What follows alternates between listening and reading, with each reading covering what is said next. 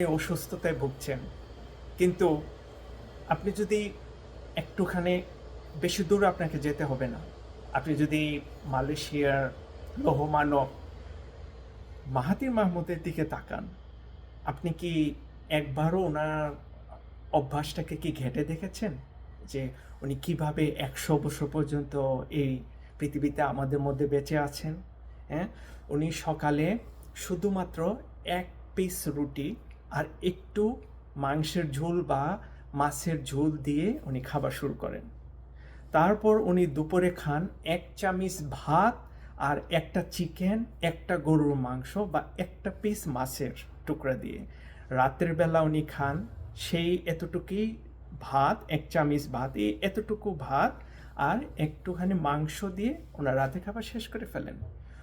উনি একটা কথা সবসময় বলেন, ওনার মা বলেছিলেন যে তুমি যখন দেখবে কোনো খাবার তোমার মুখে খুব মজা লাগতেছে, তখন তুমি খাবারটা বন্ধ করে দিবে, তুমি আর খাবে না। তো এটা হলো একটা ওনার একটা ম্যাজিক একটা ওয়ার্ড আমাদেরকে শিখিয়েছেন যে আমরা বেশি খেলেই আমাদের যে শরীরে যে সমস্ত যে ফাংশনসটা আছে এটা ডিস্টার্বড হয়ে যায়। আপনি যখন একটু কম খাবেন তখন দেখবেন আপনি স্বাচ্ছন্দ্য নিয়ে ঘুরতে পারতেছেন, আপনার পেটটা আরাম লাগতেছে, আপনার শরীরটা ভালো লাগতেছে।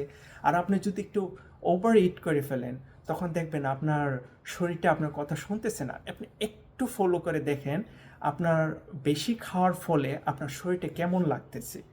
তারপর আপনি দেখবেন আপনার এই কাজটার সাথে আপনি আস্তে আস্তে মানে মানিয়ে চলতে পারবেন। প্রথমে আপনি এটা পারবেন না, আপনি প্রথম দিকে বারবার ফেলিওর হবেন। আপনাকে আস্তে আস্তে বারবার বারবার এটা শুরু করতে হবে। আজকে আপনি একটু বেশি খেয়ে ফেলেছেন, কালকে আবার আপনি একটু কম খাওয়া শুরু করুন। আমরা যদি সাকসেসফুল মানুষদেরকে ফলো করি তাহলেই কিন্তু আমাদের জীবনের যে মোটিভটা আমরা কিন্তু পেয়ে যেতে পারি। আমাদেরকে কিন্তু ডাক্তারের কাছে যেতে হয় না, আমাদেরকে হাজার হাজার ডলার খরচ করতে হবে না, আমাদেরকে দেখতে হবে না আমরা স্ট্রেচারের মধ্যে শুয়ে আমরা মানে হসপিটালের দিকে চলে যাচ্ছি, আমাদের নিয়তিটা আছে না ভেসে যাচ্ছে সেই স্ট্রেচারের সাথে সাথে। নিশ্চয়ই আপনি এটা কামনা করেন না যে আপনি এইভাবে আপনার জীবনটা শেষ হয়ে যাবে আপনার ভুলের জন্য। আমাদের কাছে অনেক রকমের সমাধান আছে। সেই সমাধানগুলিকে আমরা কিন্তু অবজ্ঞা করি, আমরা কিন্তু বোঝার চেষ্টা করি না যে কিভাবে আমাদের এই লাইফটাকে যথার্থ করে তুলতে পারি, আমাদের লাইফটাকে যাতে মানে মানে একেবারেই এমন একটা পর্যায়ে না নিয়ে যায় যখন আমরা আর ফেরত আসতে পারবো না। খুবই সিম্পল একটা বিষয়, খুবই সহজ একটা বিষয়। আমাদেরকে কম খেতে হবে। আমরা যদি বারবার যদি বেশি খেয়ে ফেলি, আমরা বারবার যদি আমাদের লক্ষ্য থেকে যদি হুঁচট খেয়ে যাই, তাহলে আমরা বারবার চেষ্টা করব।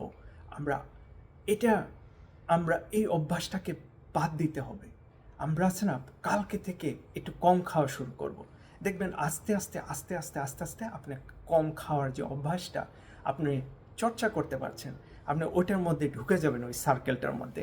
তাই আমি আশা করব আমরা সবাই সুস্থ থাকব, আমরা সবাই স্বাস্থ্যবান থাকব, আমাদের সুন্দর ভবিষ্যতের দিকে আমরা অনেক অনেক অনেক তাড়াতাড়ি আমরা সেই সুস্থ জীবনের দিকে আমরা চলে যেতে পারবো। আমাদের জীবনটাকে আমরা গড়ব এবং আমরা আর কোনো সময় অসুস্থ হব না ইনশাল্লাহ।